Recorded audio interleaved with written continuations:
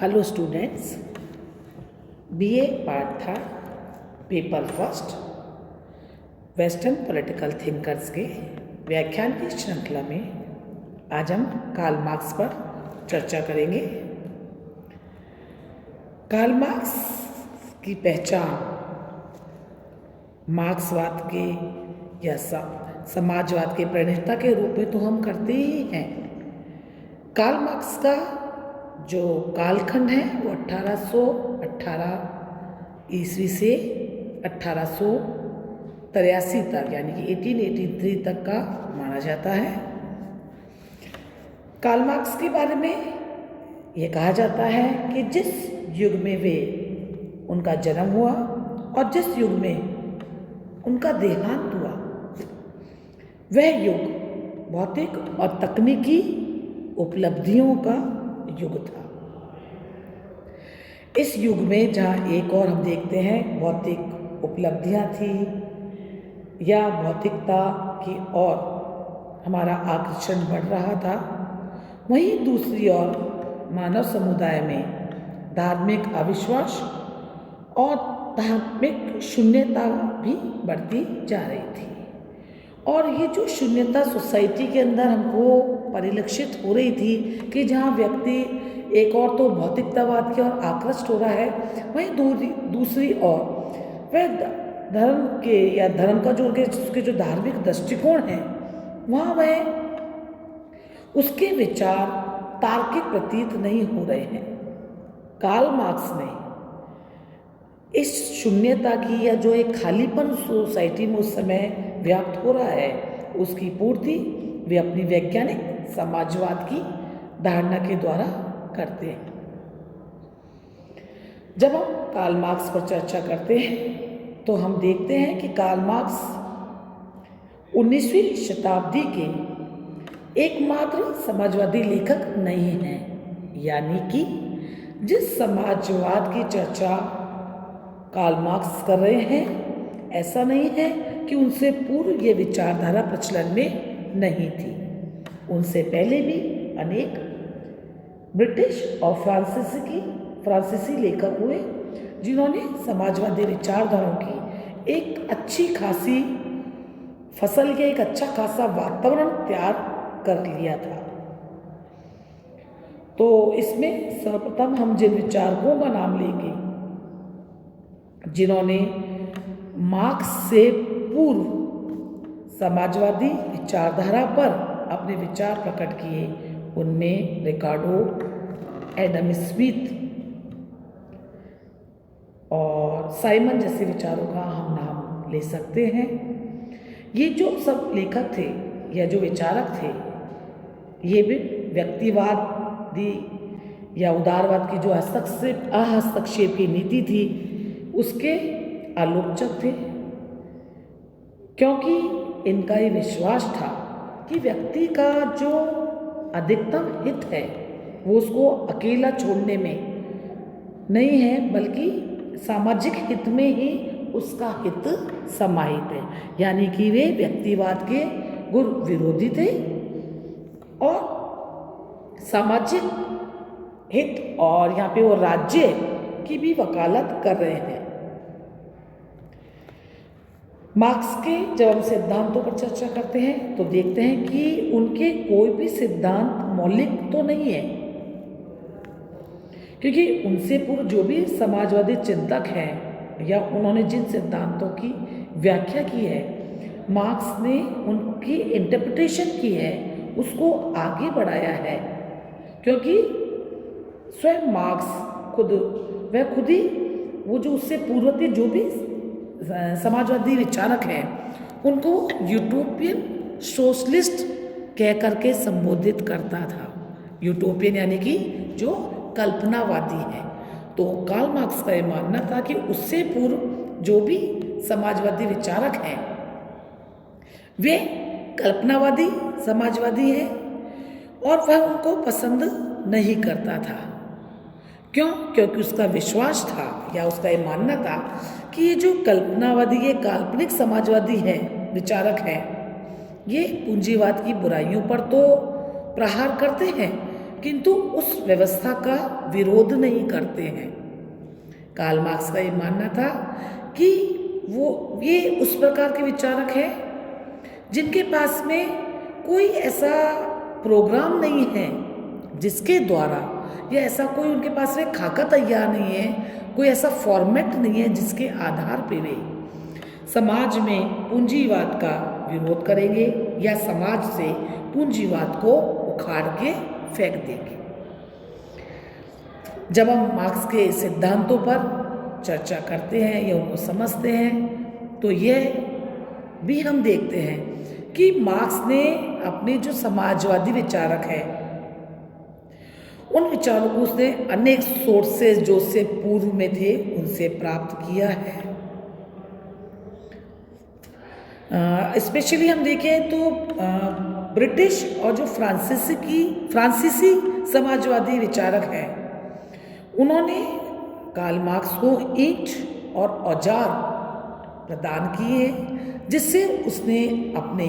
समाजवाद के भवन को तैयार किया है। लेकिन यहाँ पे यह भी इम्पोर्टेंट है कि मार्क्स की यूटिलिटी या मार्क्स की इम्पोर्टेंस उसके विचारों की मौलिकता के कारण नहीं है, बल्कि इस कारण है कि उसने जो भी विचार समाजवाद के संबंध में बिखरे पड़े थे उनको एकत्रित किया है, उनमें आवश्यकता के अनुसार काट छाट की है और उन्हें क्रमबद्धता या क्रमबद्ध रूप एक सीक्वेंस के रूप में एक तार्किक संबद्धता या लॉजिकल कोहेरेंस प्रदान किए हैं। हम यह भी कह सकते हैं कि कार्ल मार्क्स ने ही सर्वहारा वर्ग, जो कि जिसको मजदूर वर्ग, जिसको उसने सर्वहारा वर्ग का नाम दिया है, उनको शक्ति और आंदोलन का रूप दिया है। एक प्रमुख विचारक मैक्सी के शब्दों में हम ये कह सकते हैं कि कार्ल मार्क्स से पहले सर्वहारा वर्ग यानी कि मजदूर वर्ग एक विरोध के रूप में विद्यमान था, परंतु मार्क्स के बाद वह एक भयंकर शक्ति बन गया। तो यह मार्क्स के तार्किकता का ही परिणाम था कि उसने साम्यवाद को, उसने समाजवादी विचारधारा को साम्यवाद के रूप में परिभाषित किया है, या एक अन्य उसको नाम साम्यवाद का दिया है, जहां वो कह रहा है कि उसने साम्यवाद को एक अंतर्राष्ट्रीय आंदोलन बना दिया और उसने जो नारा दिया कि विश्व के मजदूरों एक हो जाओ, इससे संपूर्ण साम्यवादी आंदोलन में जान पैदा कर दी। मतलब उसने उस प्रकार की आधार भूमि को तैयार किया जिससे सर्वहारा वर्ग की तानाशाही स्थापित होगी और पूंजीवाद का समूल सर्वनाश हो जाएगा। मार्क्स अपने समाजवाद के सिद्धांत को साइंटिफिक सोशलिज्म या सर्वहारा वर्ग के समाजवाद की संज्ञा देता है। उसकी जो समाजवादी अवधारणा है वो इतिहास के अध्ययन पर आधारित है और अपने समाजवादी अध्ययन में या प्रोलेटेरियन सोशलिज्म में जब वो अपनी बात कह रहा है तो मात्र पूंजीवाद की बुराइयों पर ही प्रहार नहीं कर रहा है, बल्कि वह पूंजीवाद का टोटलिटी में सफाया करना चाहता है। इसलिए मार्क्स का समाजवाद वैज्ञानिक समाजवाद है, जहां वह समाज के विकास को वैज्ञानिक तरीके से पता लगाने का प्रयास करता है और वैज्ञानिक ढंग से ही वह बता रहा है कि समाज में जो भी परिवर्तन होते हैं वो अकारण नहीं होते हैं, बल्कि जो बाह्य शक्तियाँ होती हैं या बाहर जो परिवर्तन होते हैं उसकी बातें कुछ विशिष्ट नियम होते हैं, उसके अनुसार समाज का विकास होता है और इन्हीं नियमों को वह वैज्ञानिक समाजवाद की संज्ञा देता है। जब हम कार्ल मार्क्स के विचारों पर और आगे बढ़ते हैं तो हम देखते हैं कि उसके विचारों पर तीन विचारधाराओं का या उसके जो पूर्व समाजवादी विचारक हैं उनका प्रभाव उस पर पड़ा है, या स्पेशली अगर हम देखें उसके विचारों पर जिन विचारकों का प्रभाव है उनमें सर्वप्रथम हीगल के दर्शन का प्रभाव विशेषतया दिखाई देता है। लेकिन यहाँ पर एक बहुत बड़ा अंतर भी है, जहाँ हीगल के लिए आत्मा उसके संपूर्ण विचार का केंद्र बिंदु है, जिसको वो वर्ल्ड स्पिरिट कहता है, विश्वात्मा कहता है, वहीं मार्क्स के लिए पदार्थ यानी कि मैटर ही सब कुछ है। इसलिए हीगल के दर्शन को अपनाते हुए भी हीगल के वाद प्रतिवाद संवाद के थ्योरी को फॉर्मूले को में आस्था प्रकट करते हुए भी वह इसमें कुछ चेंजेस करता है और वो हीगल के आदर्शवाद को पीछे छोड़ते हुए विश्व की भौतिकवादी व्याख्या को स्वीकार करता है।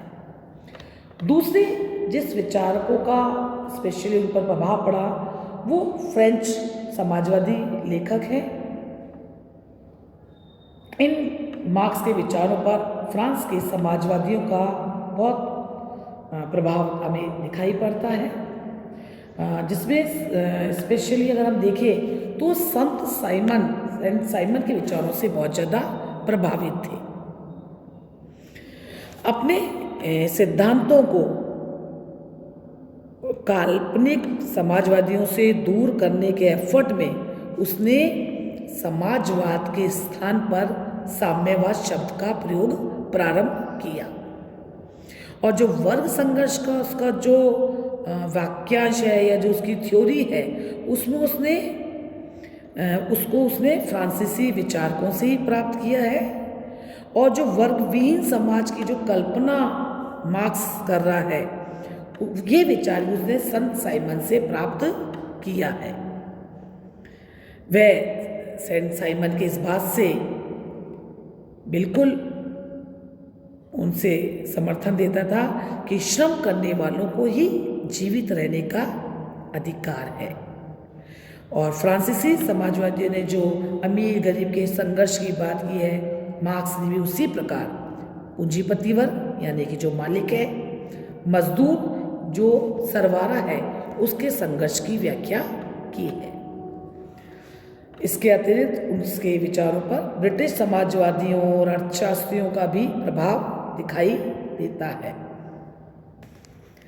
मार्क्स के प्रमुख सिद्धांतों जिन पर आने वाली क्लासेस में हम चर्चा करेंगे वे हैं द्वंद्वात्मक भौतिकवाद, जिसे हम इंग्लिश में डायलेक्टिक मटेरियलिज्म कहते हैं। दूसरा अतिरिक्त मूल्य का सिद्धांत, जिसे हम डॉक्ट्रिन ऑफ सरप्लस वैल्यू के नाम से संबोधित करते हैं। तीसरा वर्ग संघर्ष का सिद्धांत, जिसे हम डॉक्ट्रिन ऑफ क्लास वार के नाम से संबोधित करते हैं। तो कार्ल मार्क्स के जो प्रमुख सिद्धांत जो उसने अपनी पुस्तक दास कैपिटल में बताए हैं या कम्युनिस्ट मैनिफेस्टो में उल्लेखित किए हैं, उन पर हम विशद चर्चा आने वाली क्लासेस में करेंगे। आज कार्ल मार्क्स के परिचय के रूप में हमने आपको जो भी बातें बताई हैं आप उनका मनन चिंतन करें। धन्यवाद।